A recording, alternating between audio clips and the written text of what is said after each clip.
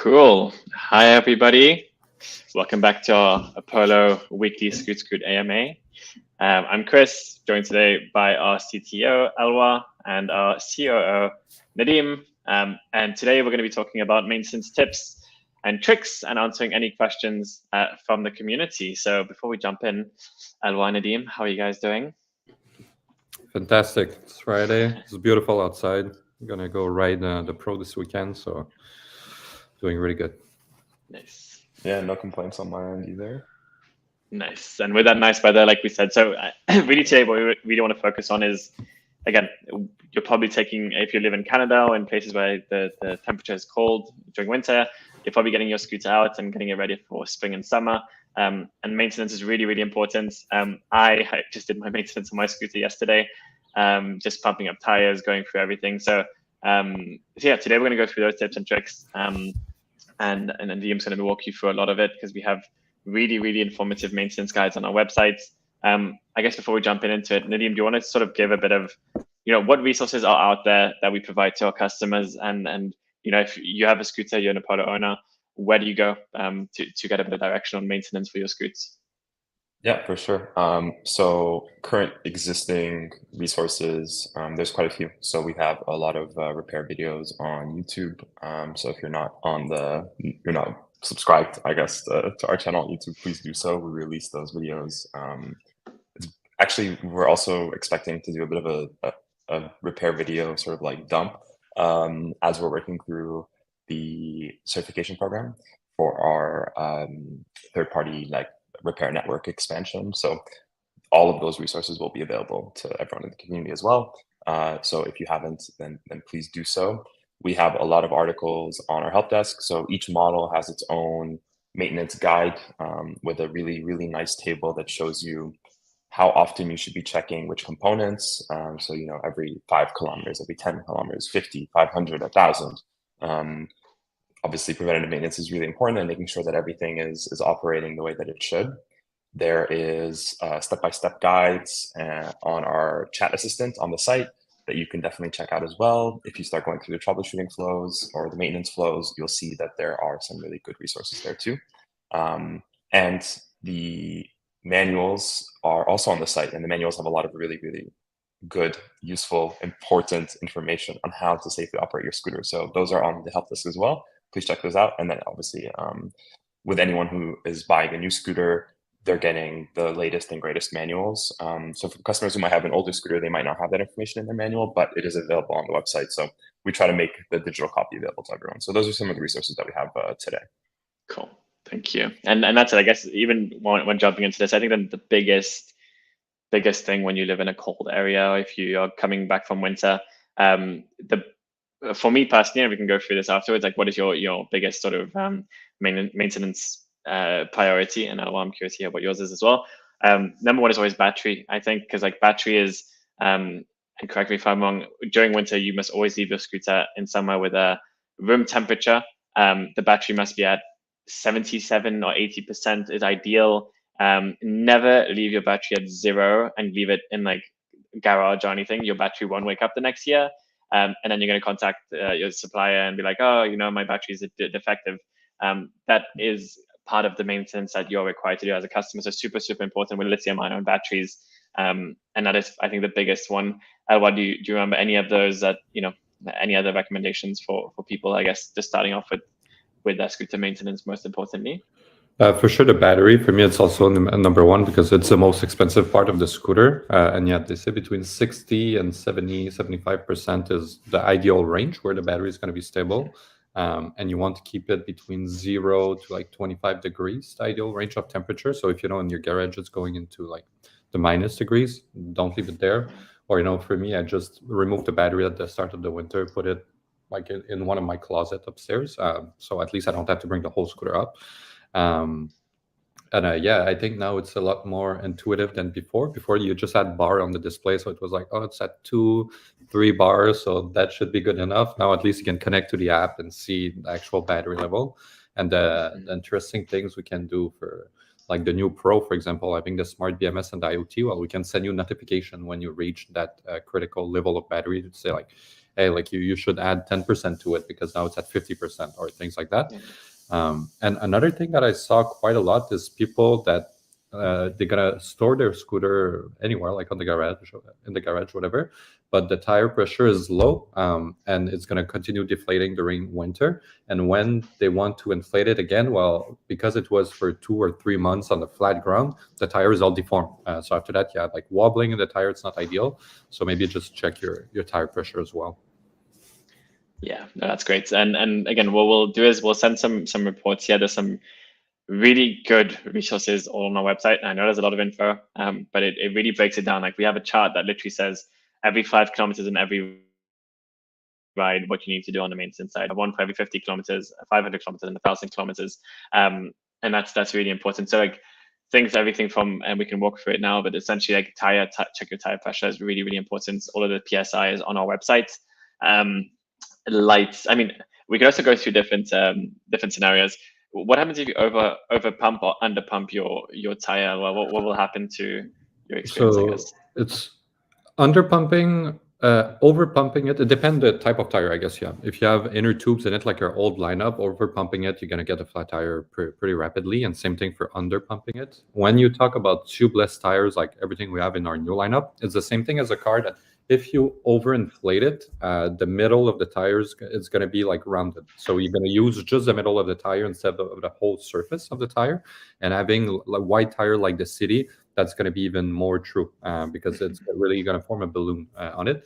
If you under pump it, it's going to be the opposite. It's going to like cave in, and you're only going to wear the outside of the tire. So if you really want the like optimal traction, you really need to make sure it's written on the tire too. If you're not sure and you don't have access to internet or whatever, like just check on the tire and it's gonna tell you there.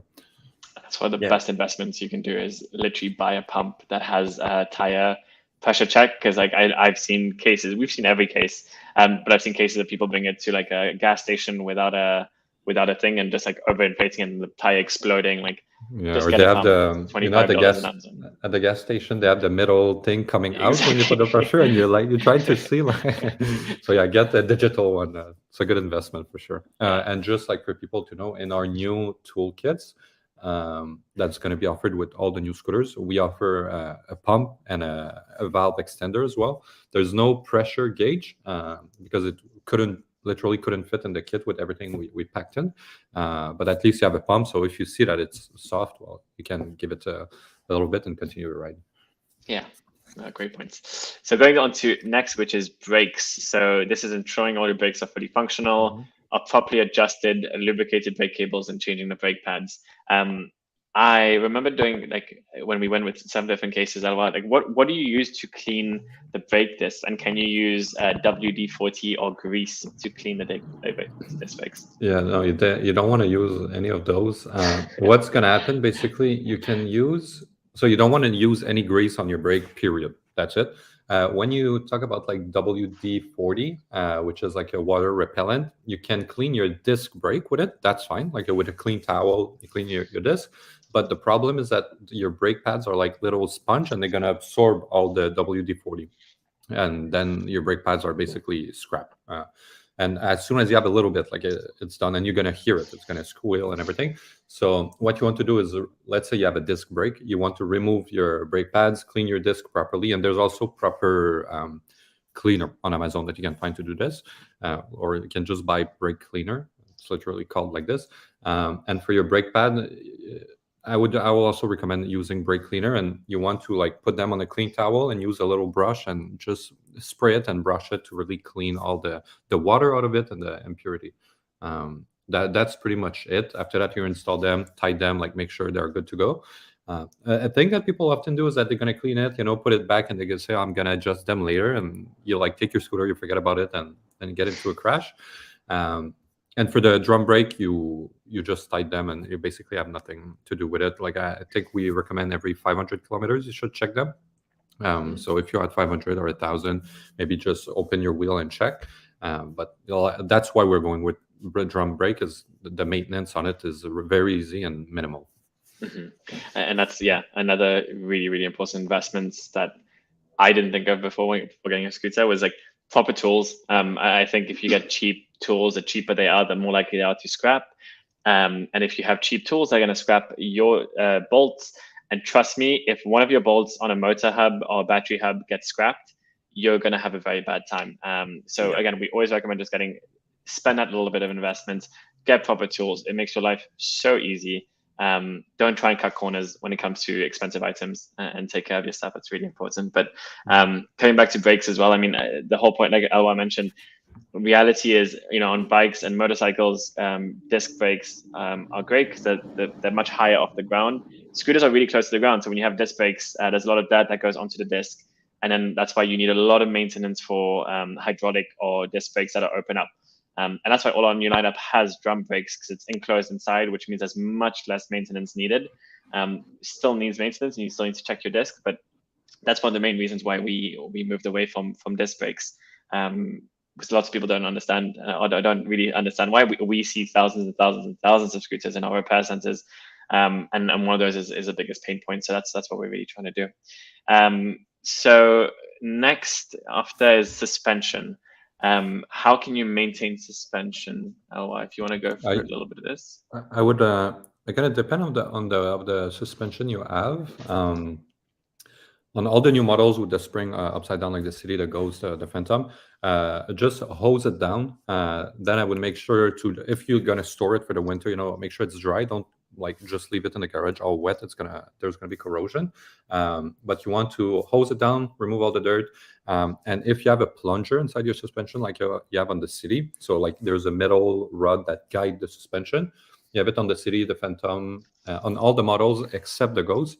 You also want to lubricate this. Again, like a lithium-based lubricant. Here in Canada, we have Jigaloo. In the US, there's a ton out there. Even WD-40 make a lithium grease lubricant. You just need to look out for this specific mention, and you want to grease the plunger inside. So when it's going to go in and out, it's going to be smooth and it won't squeak. And something I always do is the pivot point of the suspension. So it's going up and down, but it's linked at the top arm and the suspension arm. And this point where it's pivoting, you want to lubricate them as well, because it's going to start squeaking. And you have a stainless steel shaft going into an aluminum arm, so you want some lubrication there, because it's going to corrode if there's nothing. Yeah, and we see a lot of cases like this on Reddit. Guys, if you're using your scooter on ice or snow roads, on like Montreal, for example, the amount of salt that gets put on these roads, and salt is a corrosion material, and it hits your deck, and if you don't wipe that, your whole deck will be completely destroyed the next day, next few weeks or months type of thing. And also with the suspension springs, we see a lot of people riding in the rain and in water. Always wipe it down afterwards. It's gonna squeak otherwise.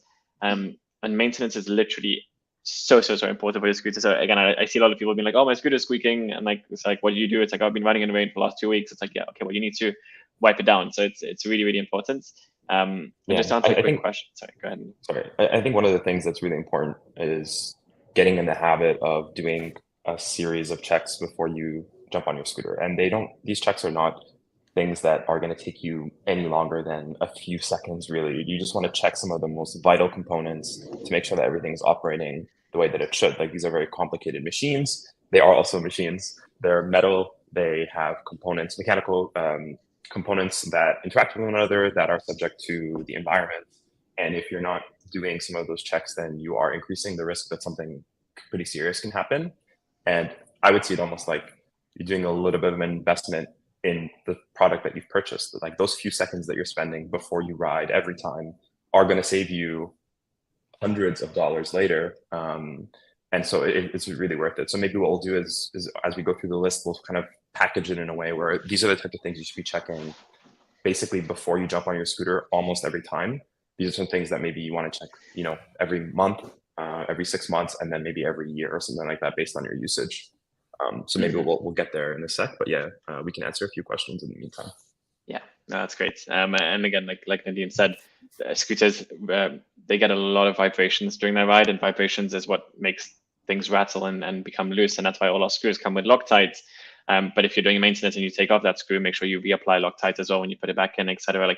So all these small things are really, really important for your safety. So that's why it's everywhere, right, on our website in our user manuals. Just a quick question from Jazz: where can I purchase drum brakes replacements for City Pro? It's on the website. Just put in City Pro drum brakes. It's $19, and those can get taken off for that. Quick question from Justin: I've seen silicone lubricant sprays recommended by others for the suspension as well as the wheel bearings. Is there a reason why lithium grease is recommended over silicone lubricants? I'll let you. One of them, the silicone is when it's interacting with rubber, there's like a chemical reaction. Something happened that sometimes the rubber literally melt. So that's why they say that lithium don't have that chemical reaction, and you're safer with this. And then you also have like you have the same thing like grease or like liquid lubricant, literally.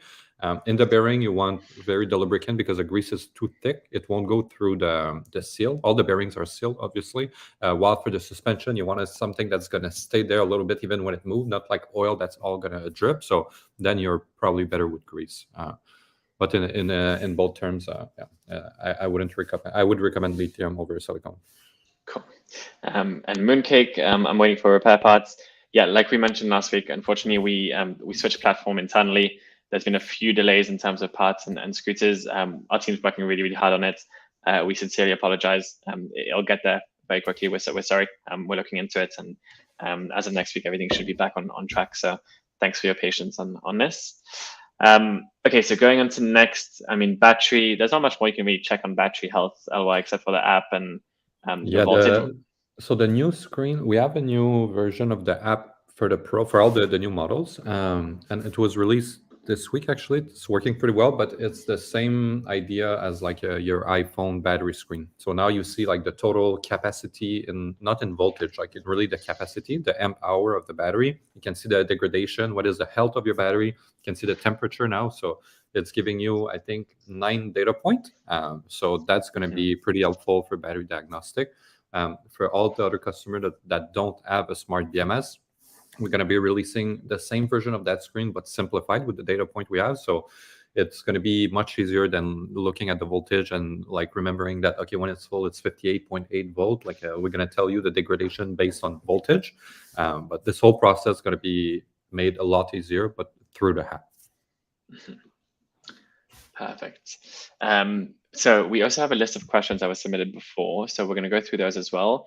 Is there anything else quickly on the maintenance side that you guys wanted to touch on? I mean, I would just, again, give a recap of really make sure that, again, you're going into a season, you're going to be riding a lot, check all your screws, apply Loctite everywhere, make sure you're taking care of your scooter and the battery.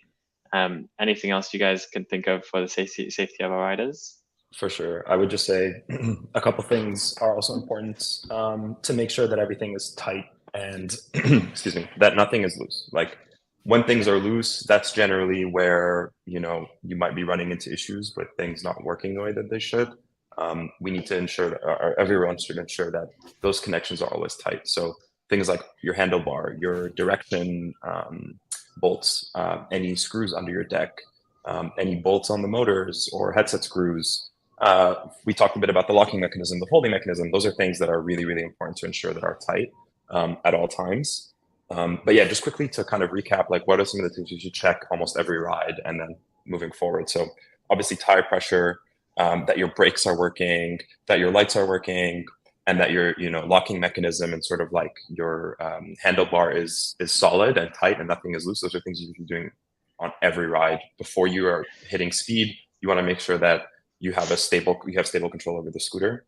Then maybe on like a 50-kilometer basis, you want to do a little bit of a closer check on your brakes.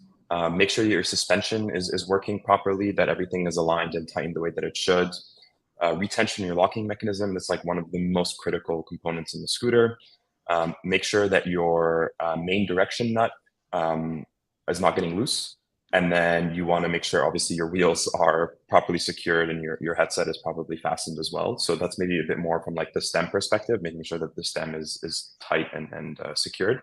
500 kilometers is where you start getting into areas where you want to do some more, I guess, maybe removing a component, lubricating it and putting it back. So lubricating your brake cables or brake pads or changing those, greasing your suspension pin, making sure that, again, any of the bolts that you have are secured and properly torqued.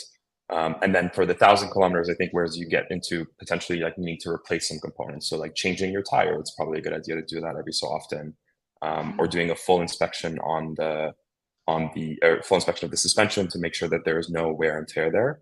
So I would say that those are some of the checks that you should be doing based on the different kilometers, and those are all available in our guide. And if you're not sure or don't know how to do any of this stuff, we have maintenance packages that are geared around these for our riders at all of our servicing centers. So you can walk on in to a servicing center, tell them, hey, I need to do a maintenance check or a tune-up, and they'll do that for you, make sure everything is perfect. Similar to, a bike. When you start to ride your bike for the beginning of the season, it's probably a good idea to do a tune-up. With your scooter, it's even more important to do that. So please take advantage of those services as well. Yeah, that's really good. And maybe like my routine when I start like the ride, I'll share it so I start by always like pressing on the tire to make sure like there's proper air in it. After that, if the screws of your tires are loose, and now I'm talking for every ride, not every like 500 or 200 kilometers. If they are loose, you're going to be able to twist them with your hand. So you just check all of them quickly, like are they still like tight? They're not moving. Then I go up the stem to check your direction bolt. Obviously, we don't want you to remove the stem and everything. Like the trick to check if your direction bolt is loose is you put your fingers. There's two gaps on the stem. The first one, the crack is where it's folding with the folding mechanism, and the one under it is where the bearing is. So you start by putting your fingers on that gap and you shake the stem. If it's loose, this means your direction is loose. If you go up and put it on where the folding mechanism operate on that crack and it's loose, then your folding mechanism is loose. Then I go up, press the brake handle to make sure it's tight, and then I'm ready to go. So those components are like, if the wheel fell, you can die. It's pretty dangerous. If like the folding mechanism fold on you, you can imagine going at 50 and folding on you, and same thing with the brake. So those like 4 components are the one that you need to check every ride. And it takes like a minute and a half to check all of those when you have the trick of like just checking quickly if it's loose or not. Cool. Thanks, guys. Okay, so some of the questions that we received before. Can we get some details about the CEO and CTO visit to the factory in China, about the start of the assembly of the Pro? I don't know if you want to give us a brief. Yeah. I went today to get my visa passport for China, actually. We got approved. So I'm good for the next 4 years, I think. So yeah, pretty excited about it. We have our whole itinerary built. So we're gonna spend the whole time at our factory basically, and it's happening at the same time as the production of the City and the Pro. So we're gonna be able to supervise both production, which it's fantastic. We're gonna be probably making the V6 walkthrough of the Pro on the floor in China. I think it could be just so cool, and the V6 is gonna be the beta units basically. Yeah, everything is ready on our side. The SOP, so all the assembly instruction are already made. All the QCs is also like the QC checklist that we have is ready. The IoT antenna, which was one of the big blocker, it's working, it's ready, it's integrated. So we just need to get there, make sure that we train the staff properly on all the little details that was missed when we launch a city, for example. A lot of things were loose after just a couple of hundreds of kilometers. So we want to be sure that the attention to details is put at the right place. And the factory learned from the other assembly, but it's from the city. But it's just now we just need to put the emphasis. And if something is not clear enough, in the SOP, we gonna print it bigger, have an employee dedicated to those critical steps. But yeah, we're gonna record the whole thing. We're gonna have someone with camera following us the whole trip. So you're gonna be able to see everything that we do. Amazing. Excited. That's gonna be some really, really cool content. Okay, so the last few ones. Is Apollo gonna eventually open up Apollo Pro beta program to those outside the service hubs? Nadim, any? So look, maybe. We've been getting a lot of people messaging us about having access to the Pro. I think one of the reasons why we originally decided that we wanted to limit it to areas where we have servicing locations was for the serviceability. We want to make sure that if something goes wrong with the scooter, if something doesn't work, that you're able to get that scooter back up and running as quickly as possible, so that you can continue to hit the miles that you need to hit, so that we can make sure that we're collecting all the feedback and that the program is working the way that it's intended to.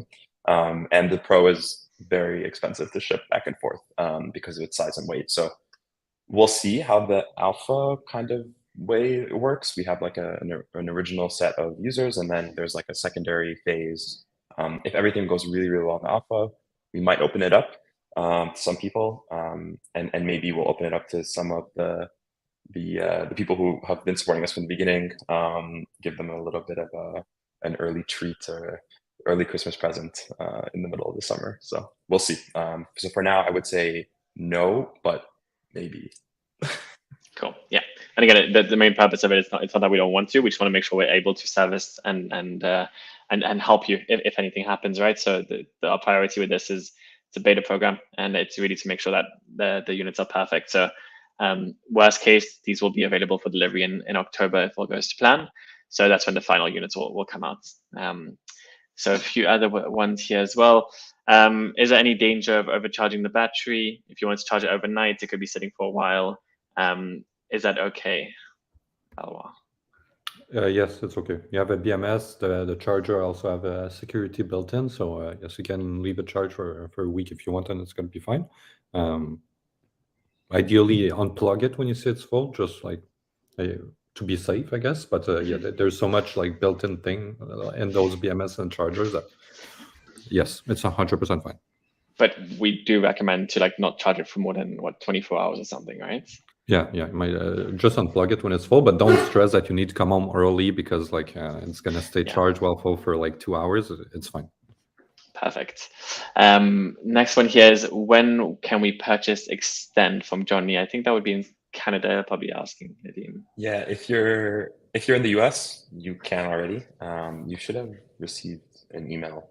If not, reach out. We can get you a link to add it to your cart if you're in the US. If you're in Canada, the contract between us and the provider, it's unlikely that it's going to be extended in Canada. It's in my email inbox, so I'm working through it to make sure that we have the contract is good to go, doing any revisions. So I guess maybe just a quick note on the issue in Canada. It's a little bit out of our hands. It is a question of the regulations in Canada are very different than the regulations in the US, especially for insurance products. And the providers need to get the approval and certifications from the Canadian government in order to offer these. So write your representatives and tell them to expedite this process for us. But until then, so I can't really commit to a date, unfortunately, but we're doing whatever we can to make sure that this is available as quickly as possible. Perfect. So John, I see you're from New York, so that either write to our team, or you can check our website and that should be available to you as well. Okay, so we have 2 more minutes, so I'm going to power through these. Does your team rent out scooters for a weekend? I'm trying to get my friend into the Polar City Pro, but she doesn't feel like spending $2,000. We don't do rentals, but we do test drives. So if you go onto our website, you can now test drive any scooter, and that's the best way to experience it. And I guarantee once your friend tries the City, she's going to fall in love with it, like all of our test drives. So that's available on our website. We'd address the phantom charging. Just running through this. Is it normal for battery carriage on the City Pro to have a slight bulge on the side? It doesn't sit flush on the back top right. Send picture to support and we're gonna check. Yeah, just to be sure. Similar to the previous one, for the City Pro upgrade kit, when you install it, will the data from the odometer and settings get transferred to your new unit, or would everything get reset? It's a good question. So the Bluetooth and the brain of the scooter, like it's called the master and the slave. The master is the display, and the slave is the controller.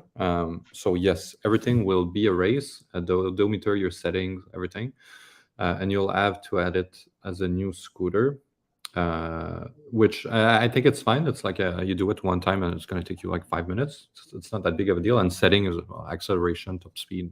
That's pretty much it. The thing that is annoying though is odometer. Like you did like 1,000 kilometers on your scooter and now it's going to reset to 0. I don't like it.